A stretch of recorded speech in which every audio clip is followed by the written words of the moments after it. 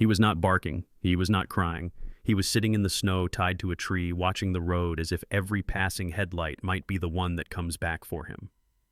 In the middle of a winter storm, a police officer found a 5-month-old German Shepherd puppy left behind in the cold with nothing but hope and waiting in his eyes.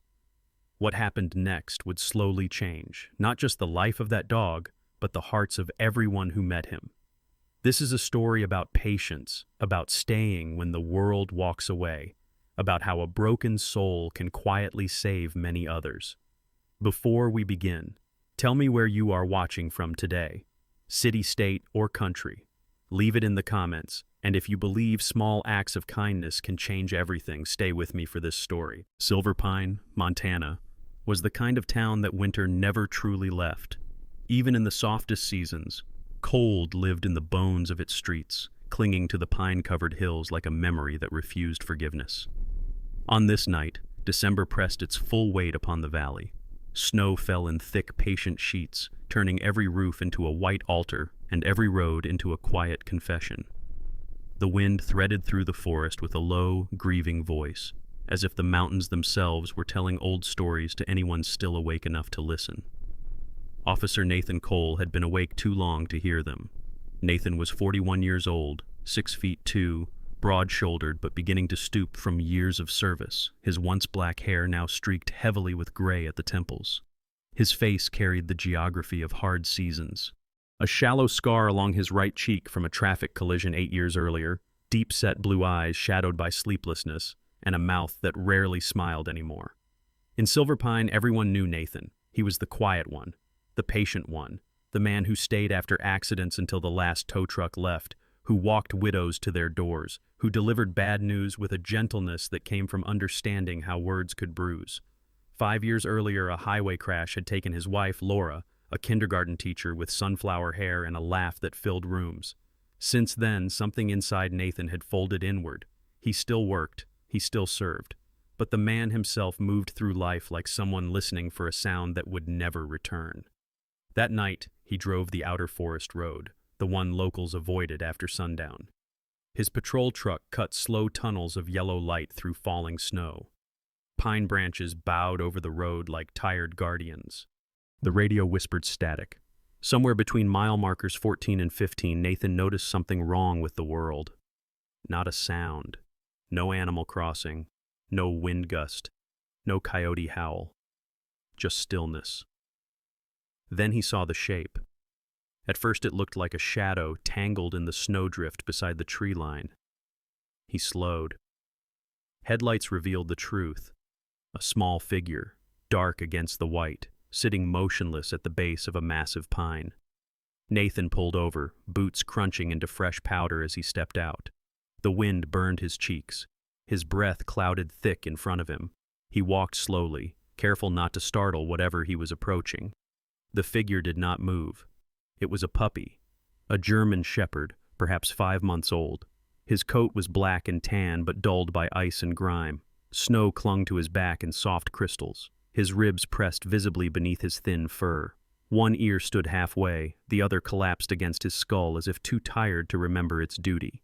Around his neck was a length of frayed rope, looped tight and tied to the trunk of the pine, pulling his chin downward, so he could not fully lift his head.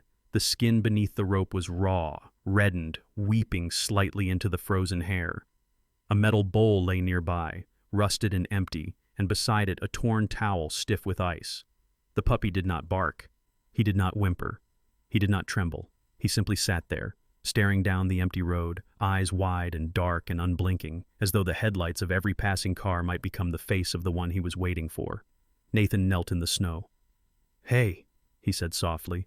His voice came out rougher than he meant it to. He swallowed and tried again. "Hey there, buddy. You're all right. I've got you." The puppy's gaze did not break from the road. His body remained carved from stillness. Nathan studied him more closely. The dog's paws were cracked, pads split from cold and exposure. His breath came shallow. The tip of his nose was frostbitten pale. This wasn't a temporary abandonment. This was a sentence. Nathan reached slowly for the radio on his shoulder. He called in the location, requested animal control backup, and emergency veterinary assistance.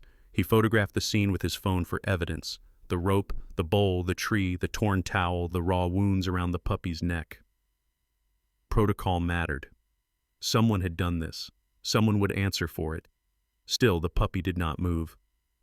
Nathan removed his gloves and set them in the snow.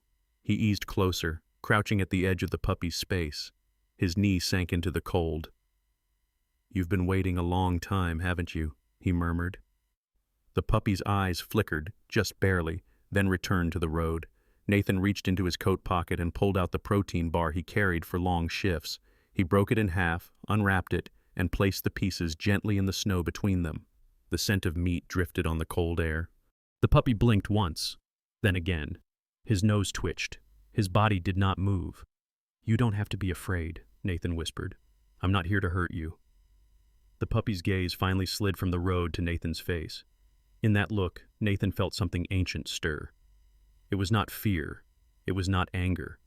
It was hope, worn thin, frayed at the edges, but still breathing. Nathan reached for the knot in the rope. The puppy did not pull away, did not flinch, did not growl. Nathan worked carefully, fingers numb, the fibers stiff with ice. When the knot loosened and the rope fell free, the puppy did not run. He just sat there, free, and somehow unsure what that meant. Nathan slipped off his coat and wrapped it around the puppy's body. The dog was light, far too light for his size. Nathan gathered him up against his chest. The puppy's head rested under Nathan's chin. His heartbeat fluttered weakly. Nathan stood in the falling snow, holding a life that had been left behind. "I'll call you Winter," he whispered, "because you survived it." The wind howled through the trees, and somewhere, far beneath the snow and silence, something began to change. The storm had followed them all the way into town.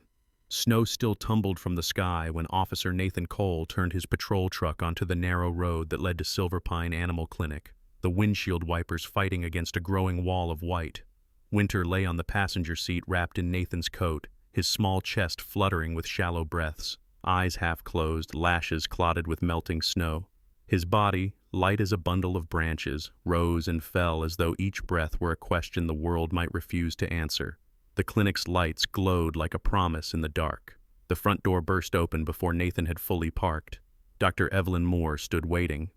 Evelyn was 52, tall and slender, with silver threaded through her chestnut hair and the calm, steady gaze of someone who had spent decades standing between life and loss. She wore her work the way others wore armor, quietly, without ceremony. In Silver Pine, people said if your animal reached Evelyn's hands, it had already chosen to live. Behind her stood Mara Jennings, 26, the clinic's newest veterinary tech. Petite, dark-haired, with nervous energy and a habit of chewing the inside of her lip when things turned urgent. "Bring him in," Evelyn said, already pulling on gloves. They moved quickly. Winter was placed on the steel exam table beneath bright lights. His coat, once thick and proud, now lay flat and brittle against his bones. Evelyn's hands worked with practiced speed, checking gums, eyes, ears, pulse, temperature. "Hypothermic, dehydrated, malnourished," she murmured. "Neck trauma, possible frostbite on the nose and paws." Nathan stood at the edge of the table, his jaw locked. Snow melted from his hair onto the floor. "Can he make it?" he asked. Evelyn looked at the dog, then at Nathan. "He's still fighting," she said. "That matters." They moved him into the warming bay, IV fluids, heated pads, oxygen mask. Mara wrapped his paws in soft gauze, whispering to him, though he could barely hear. Winter did not resist. He did not cry. He simply endured. When it was done, Nathan stepped outside while paperwork began. The official process unfolded as it had to. Photographs, evidence report, animal cruelty documentation, search notices prepared for the public board. 14-day legal hold. "This wasn't an accident," Nathan said quietly. Evelyn nodded. "No. Someone meant for him to disappear." Night thickened around the clinic. Snow swallowed the parking lot. Nathan should have gone home. He did not. Instead, he pulled a chair beside Winter's recovery crate and stayed. The dog's breathing remained thin, his eyes closed, body wrapped in blankets and wires. Machines hummed around him. Nathan watched the slow rise and fall of that fragile chest, as though the entire world balanced there. Hours passed. Near midnight, Mara came out with coffee. She placed the cup on the floor beside Nathan. "You don't have to stay," she said. "I know." He stayed anyway. By the third night, Winter stirred. His eyelids fluttered open. His gaze drifted around the dim room until it found Nathan's face. Something in the dog's chest seemed to loosen. Winter lifted one paw, clumsy, shaking, and slid it through the crate's narrow bars until it touched Nathan's hand. Nathan froze. Then he turned his palm upward and closed his fingers gently around that small, trembling foot. No words were spoken. The promise did not need them. The 14 days crawled. Flyers went up. Calls were logged. No one came. On the 15th morning, Evelyn slid the adoption papers across the counter. "Are you sure?" she asked. Nathan's signature was steady. "Doi." That evening, Winter crossed the threshold of Nathan's house for the first time. The home was modest, neat, quiet, a couch that still smelled faintly of Laura's lavender soap, a kitchen that remembered laughter. Winter stepped inside and stopped. He did not sniff. He did not wag. He simply stood there, muscles tight, eyes wide, waiting for something to go wrong. Nathan placed a bowl of water near the wall, spread a blanket on the floor, and left the door open behind them so Winter could see the sky. The dog did not move. Hours passed. Snow fell. At midnight, thunder cracked over the mountains. Winter bolted beneath the table, body shaking violently. Nathan lay on the floor beside him, pulling a blanket around them both. "You're safe," he whispered. "I'm here. I'm not leaving." Slowly, Winter's shaking eased. He slept. And in the quiet after the storm, something in both of them finally rested. Morning came softly over Silver Pine, the kind of pale winter dawn that seemed afraid to disturb the snow. The storm had passed, leaving the world hushed and newly born. Frost clung to every window, every fence post, every pine needle. Inside the small house on Ridgewood Drive, something fragile and unfinished was learning how to breathe. Winter woke before the sun. He did not rise. He did not stretch. He lay perfectly still on the floor where he had fallen asleep, his body tucked into the thin blanket Officer Nathan Cole had wrapped around him in the night. The table above him cast a shadow like a roof. His ears twitched once, then again. The house was too quiet. No wind howled, no thunder rolled, no rope pulled at his neck. Winter did not understand that. Nathan stirred on the couch. His back protested as he sat up, joints stiff from a lifetime of patrol cars and cold nights. He rubbed his eyes and looked toward the table. Winter was awake, not moving, just watching. Nathan did not approach him immediately. Dr. Evelyn's words from the clinic echoed in his mind. "Give him space. Let him come to you." So Nathan moved quietly into the kitchen and filled the kettle. The soft clink of ceramic sounded too loud. Winter's head lifted a fraction, muscles tightening. Nathan froze, then resumed slowly, deliberately, as if each motion were being weighed by the dog's frightened memory. When the water bowl was placed near Winter's hiding place, the puppy did not drink. When the food bowl was set beside it, the puppy did not eat. He simply stayed. Hours passed. The sun climbed. Snow on the windows brightened the room until it glowed. Winter's eyes followed Nathan everywhere. If Nathan stood too long in one place, Winter's breath became quick and shallow. If Nathan disappeared around the corner, Winter's body trembled. By noon, Winter had not taken a single step. Nathan knelt on the rug several feet away and spoke without looking directly at him. "I know what it's like to wait," he said quietly. "I waited a long time after my wife died, for something to make sense again." Winter's ears flicked. Nathan swallowed. The words were easier in the dark, harder in daylight. "I'm here," he added. "I'm not leaving." That was all. Winter's body shifted an inch, then nothing. The days settled into a rhythm of patience. Nathan kept the back door cracked so Winter could see the sky. He left his coat draped over the chair so Winter could smell him even when he stepped outside. He slept on the couch so the floor would remain Winter's safe ground. Winter did not touch the blanket. He did not approach the couch. He slept on the bare wood floor beside the door, always facing outward, always watching. On the third day, Nathan reached into his coat pocket and pulled out the old leather keychain he'd carried since his academy days. He rolled it across the floor toward Winter. It stopped inches from the dog's paws. Winter stared at it for a long time, Then, very slowly, he extended one paw and touched it. The chain jingled. Winter startled and retreated beneath the table again, heart racing. Nathan did not move. He simply waited. That night, the storm returned. Wind slammed against the house. Thunder cracked through the valley. Rain froze as it fell, hammering the windows. Winter bolted upright. His body began to shake so violently that his teeth chattered. He darted behind the couch, claws skidding across the wood, breath coming in sharp, panicked bursts. The memory of that forest night, the tree, the rope, the endless cold, rushed through him like a nightmare he could not escape. Nathan dropped to the floor beside the couch. "It's okay," he whispered, placing one hand gently against Winter's trembling back. "You're inside.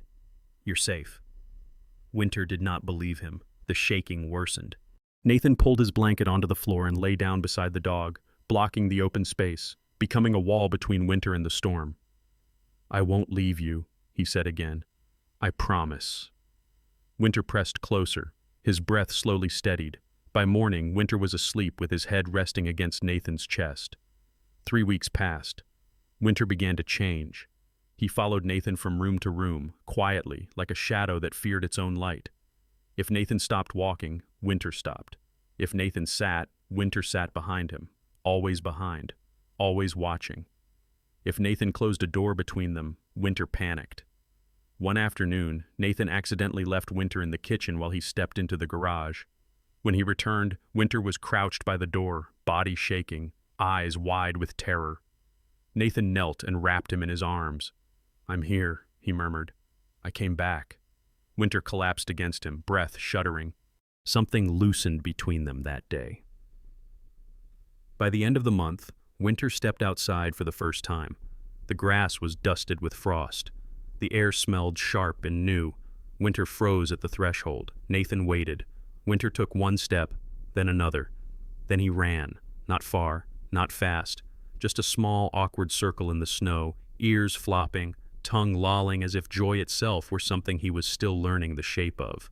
Nathan laughed. It surprised both of them. Winter looked at him, confused. Then he wagged his tail. That night, Winter climbed onto the couch for the first time and rested his head on Nathan's lap. Nathan stroked his fur, slow and steady. "You don't have to wait by the door anymore," he whispered. Winter closed his eyes. Winter arrived in Nathan Cole's life like a broken promise the world had forgotten to keep. And yet, as the days stacked into weeks and the snow in Silver Pine grew taller than the mailboxes, something inside that small German shepherd began to shift, slowly, cautiously, the way dawn reaches the mountains without ever asking permission. Mornings came with steam rising from the kettle and the quiet rhythm of boots by the door. Winter learned these sounds. At first, each noise startled him. The scrape of the chair, the click of the lock, the creak of the old wood floor. Every unfamiliar sound made his muscles tighten as if an invisible rope still pulled at his neck. Nathan moved through the house with the patience of a man carrying glass in his hands. By the second month, Winter had learned the shape of the home. He knew the warm spot by the heater, the narrow slice of sunlight that slipped across the kitchen floor at noon. He knew the smell of Nathan's coat and the soft weight of the blanket at night. Yet even as his body healed, his mind remained tied to old storms. Rope was his ghost. Wind was his enemy. Rain meant danger. When the weather turned, Winter disappeared beneath tables, behind doors, into corners that promised cover. One evening, while Nathan prepared soup, the wind rose outside, howling down from the ridge like a warning. Winter's ears flattened, his tail tucked. He slid backward, trembling, and disappeared under the dining table. Nathan set the spoon down and knelt on the floor beside him. Winter pressed his body against the wall, eyes wide, breath shallow. "It's only the wind," Nathan said gently. "You're inside now. It can't hurt you." Winter did not answer. He never did. He only listened, and sometimes that was enough. The next morning, snow fell so heavily that the world became a blank page. Nathan opened the door and stepped onto the porch. Winter stood just inside, frozen at the threshold. The yard was unfamiliar under its new white skin. Nathan knelt in the snow and tapped the ground beside him. "It's okay," he said. Winter hesitated. His front paw lifted, hung in the air, then touched the snow. He flinched at the cold. Another step, then another. The air filled his lungs. His ears lifted, his nose twitched. And then, Suddenly, Winter ran. Not far, not fast, just a clumsy circle in the snow, legs awkward, ears flopping, tongue loose in something like laughter. Nathan watched, breath catching in his chest. The sound that escaped him was not a laugh, it was a release. Winter returned, skidded into Nathan's knees, and looked up at him. Snow clung to his whiskers. "Good," Nathan whispered. "You're doing good." Winter wagged his tail once, then again. By the third month, Winter's ribs no longer showed. His coat grew thick and bright. His eyes followed Nathan not with fear now, but with quiet curiosity. He learned the sound of the refrigerator opening. He learned the rhythm of morning walks. He learned the joy of lying in the sun. But the ghosts did not leave completely. One night, a heavy storm rolled in from the west. Thunder shook the windows. Rain hammered the roof. Winter froze in the living room, then bolted for the corner, body shaking, heart racing. Nathan dropped to the floor and pulled him close. Winter pressed his face into Nathan's chest, breath sharp and frightened. "You're safe," Nathan whispered. "I'm here. I stayed."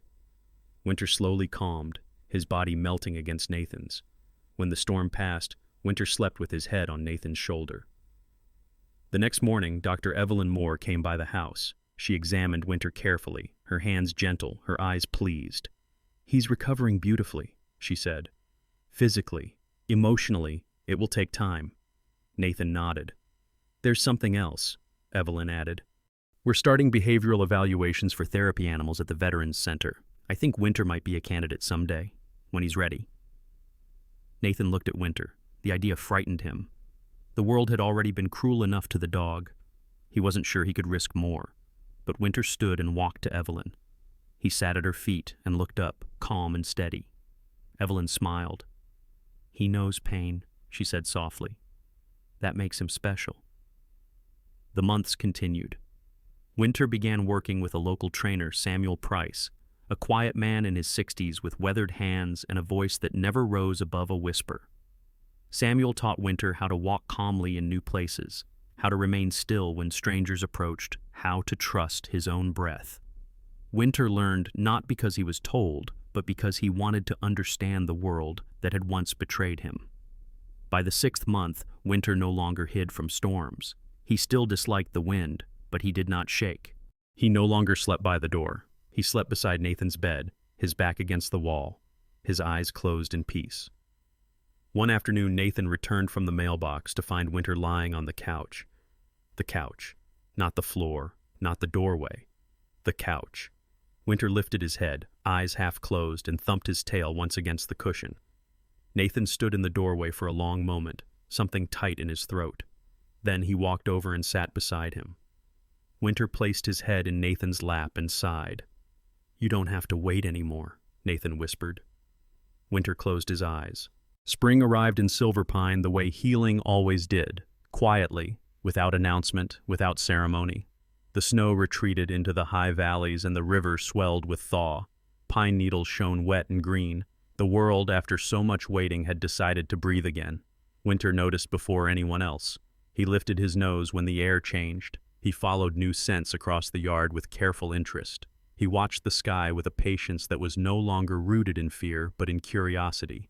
The ghosts were still there, but they no longer ruled him. Officer Nathan Cole stood on the porch one early morning, coffee warming his hands, watching Winter trace the edge of the fence line. 6 months ago, this dog had not known what a fence meant. Now he understood boundaries, and more importantly, safety. Later that week, Dr. Evelyn Moore arrived with paperwork. Her silver hair was tied neatly at her neck. Her expression carried the gentle seriousness she reserved for moments that could change lives. "I've submitted Winter's behavioral evaluations," she said. "Samuel's reports were exceptional. He's stable, calm, responsive, empathetic. Not every dog is built for this." Nathan hesitated. "This is about the therapy center." Evelyn nodded. "PTSD support, veterans, quiet sessions, nothing overwhelming. We start slow."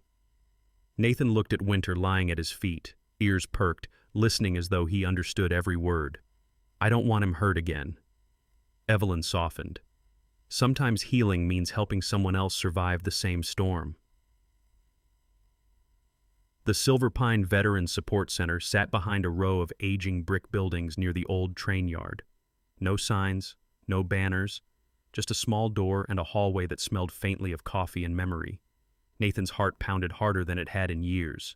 Winter walked beside him, leash loose, steady. Inside the main room, 12 chairs formed a circle. Men and women sat quietly, many older, some young, some with scars that could not be seen. Silence ruled the space like a heavy blanket.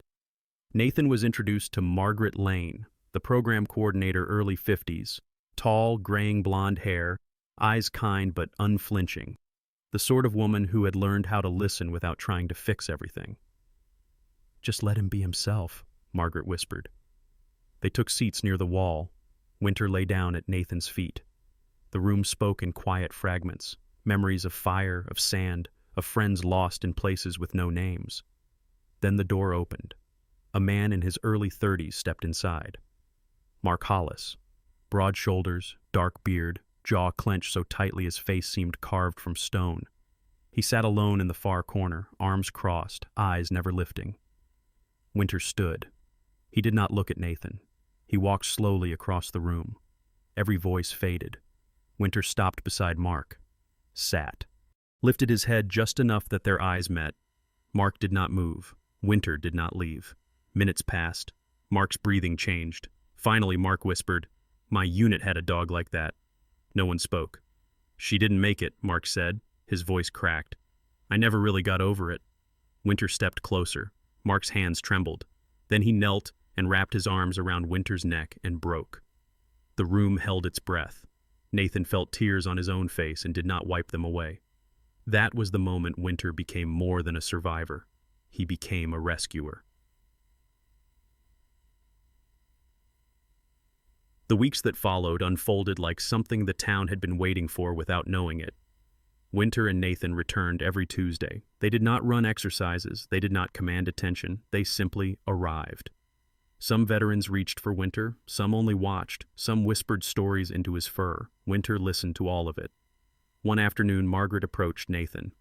"We're launching a new pilot program, one-on-one sessions for veterans who've stopped responding to traditional treatment. I want Winter involved." The first file belonged to Roy Dawson, 52, former infantry, severe social withdrawal, 6 months without speaking in session. Roy sat with his back to the door, shoulders hunched, eyes locked on the floor. Winter entered slowly. He stopped 3 feet away, sat, waited. 15 minutes. 20. Roy shifted. Winter shifted with him. 5 more minutes. Roy muttered, "He's patient." Winter tilted his head. Roy looked up. He smiled. Afterward, the therapist pulled Nathan aside. "He hasn't let anyone near him in over a year." Winter's reputation spread. Then came Natalie Green, early 20s, cane in her hand, nerve damage from an IED, eyes far away from this world. Winter crossed the room and lay beside her, shoulder touching hers. No pressure, just presence. Her hand rested on his back. She walked Winter to the truck afterward. "I had a shepherd," she said, "before deployment." She kissed Winter's head and whispered, "Thank you for waiting for me." That night, Nathan and Winter sat on the porch watching the stars rise. Winter's head rested on Nathan's boot, and Nathan finally said the truth aloud. "He saved me." The anniversary came quietly. There was no alarm for it, no mark on the calendar, only a certain feeling in the air that Nathan Cole had learned to recognize after years of grief. The subtle weight of a day that remembered you, even when you tried not to remember it back. 1 year. 1 year since the night the forest had given him a dog who refused to stop waiting. Snow had returned to Silver Pine, not in anger this time, but in grace. It drifted down from a pale sky, light as ash, settling on the town with the patience of forgiveness. The mountains stood still. The river moved beneath its skin of ice. The world was quiet, in the way that only winter knows how to be. Nathan loaded the truck before dawn. Winter watched from the porch, his breath making soft clouds in the cold. He was no longer the trembling bundle of bones Nathan had carried from the forest. His coat was thick and bright, his chest strong, his eyes clear. Only the faint scar beneath his fur, where the rope had once burned, remained as a reminder of who he had been. "You ready?" Nathan asked. Winter's tail thumped once. Calm. Certain. They drove beyond the edge of town, past the last streetlight, into the forest road that no longer felt like a threat. The snow crunched beneath the tires. Pines rose on either side like old witnesses. When Nathan stopped the truck, Winter did not hesitate. He stepped out. The tree was still there. Its bark bore the faint mark of the rope, a pale scar in the wood where memory had once pressed too hard. Winter walked toward it alone. He sat. Not with fear, not with longing, with understanding. Nathan approached slowly and knelt beside him. Snow clung to his jeans. He placed a hand on Winter's back. "You remember," he said. Winter did not look at the road anymore. He looked at Nathan. From his coat pocket, Nathan pulled out the small metal tag he had carried with him for months, simple, weathered. The words etched into it were quiet, but unbreakable. "I stayed." Nathan tied it to the lowest branch of the pine. It swayed slightly in the wind, catching the winter light. "You're not the dog who was left behind anymore," Nathan whispered. "You're the one who stayed." Winter pressed his shoulder into Nathan's knee. Together they stood there as the snow fell, not waiting for anything, not losing anything, only honoring what had been. That night, they returned home. They sat on the porch as the sky faded from silver to deep blue. Winter lay at Nathan's feet, his head on Nathan's boot like he always did now, no longer guarding the door, no longer listening for someone who would never come. Nathan stared at the stars and finally allowed himself to say what he had known for months. "He saved me," he whispered. Not with heroics, not with noise, but with presence, with staying. Winter lifted his head and licked Nathan's hand once. That was enough. Sometimes the miracle we are waiting for does not come with thunder or fire. Sometimes it comes quietly, through a cold night, through a patient heart, through a soul that refuses to leave when everything else walks away.